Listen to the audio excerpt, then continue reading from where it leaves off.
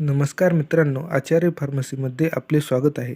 आजच्या व्हिडिओमध्ये आपण बोलणार आहोत डी फार्मा एक्झाम कधी होणार.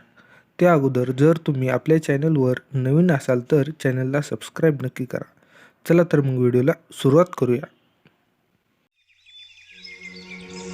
तुम्ही ते पाहू शकता की एक्झामिनेशन शेड्यूल फॉर समर 2024 या वेळापत्रकात दाखवल्यानुसार तुमची प्रॅक्टिकल एक्झाम ही 10 एप्रिल ते 19 एप्रिल दरम्यान सुरू होईल व थेरी एक्झाम ही 23 एप्रिल ते 16 मे दरम्यान सुरू होतील.